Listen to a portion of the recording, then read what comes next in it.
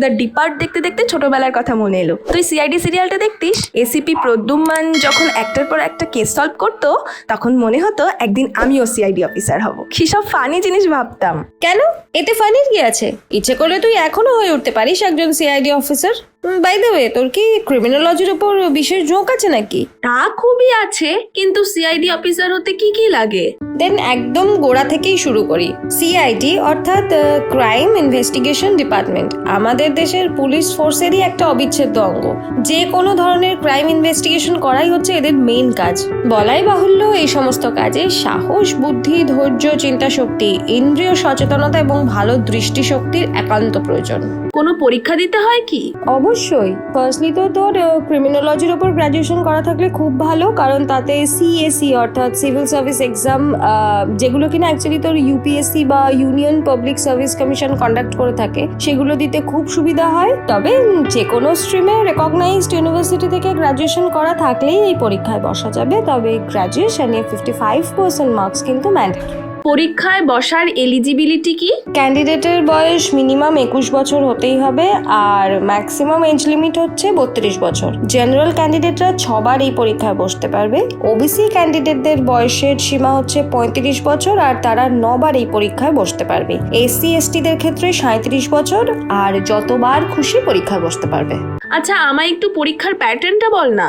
দেখ, civil service exam সাধারণত 2 প্রকারের হয়। এক প্রিলিমিনারি অ্যান্ড সেকেন্ড হচ্ছে মেইনস। প্রিলিমিনারি হলো অবজেক্টিভ টাইপস অ্যান্ড মেইনস হলো ডেসক্রিপটিভ। প্রিলিমিনারিতে সাধারণত তোর জেনারেল স্টাডিজের পেপার 1 আর পেপার 2 থাকে। দুটো পেপারেই 200 করে মার্কস থাকে, মোট 4 ঘন্টার পরীক্ষা। চল এই ওয়েবসাইটটা একটু দেখে নি, এখানে অনেক ডিটেল আছে।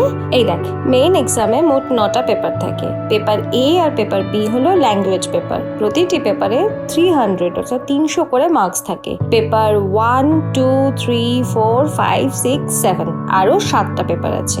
এই পেপারগুলোর প্রত্যেকটাতে 250 করে মার্কস থাকে। সময়সীমা 3 ঘন্টা প্রত্যেকটা পেপারে। এই ওয়েবসাইটটা আরো একবার বলছি, ভালো করে দেখে নিস, খুব ভালো করে ডিটেল জানতে পারবি।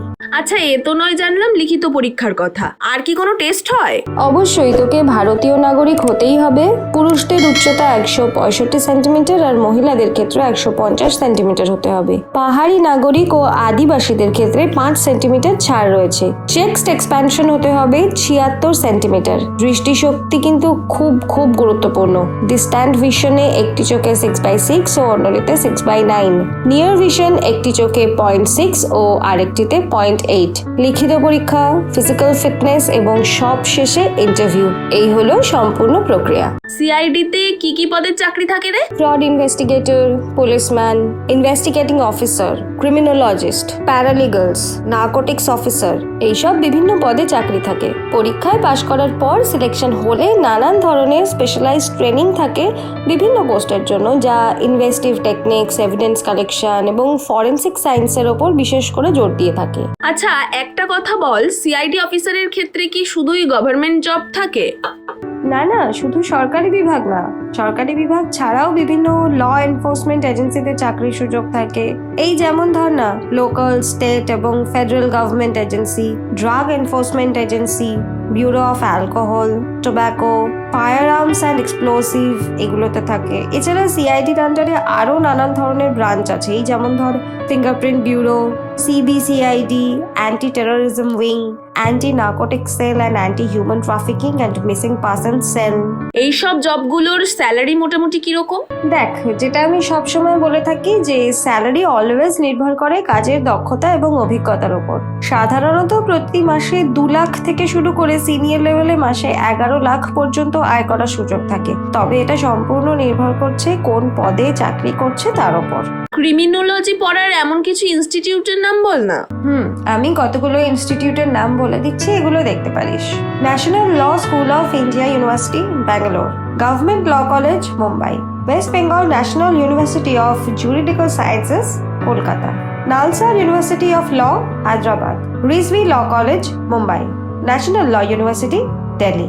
তাহলে বন্ধুরা, দেখলে তো, শুধুমাত্র সাহস থাকলেই চলবে না, চাই ডিসিপ্লিন, ধৈর্য, ফিজিক্যাল ফিটনেস এবং সবকিছু অনুভব করার ক্ষমতা। ধন্যবাদ রে পরি, খুব সহজ হয়ে গেল কনসেপ্টটা এবার। দর্শক বন্ধুরা, তোমরাও কে কে চাও তোমাদের ভেতরের অনুসন্ধিৎসু মনটাকে কাজে লাগাতে? কমেন্ট করে জানাও কে কে হতে চাও সিআইডি অফিসার। আর হ্যাঁ, শুধু বললেই হবে না, এরকম আরো ক্যারিয়ার আপডেট পেতে সমৃদ্ধ বাংলা ইউটিউব চ্যানেলটি অবশ্যই সাবস্ক্রাইব করবে, তাই তো? হ্যাঁ বন্ধুরা, পরীর কাছে আমার তো অনেক কিছুই জানার আছে।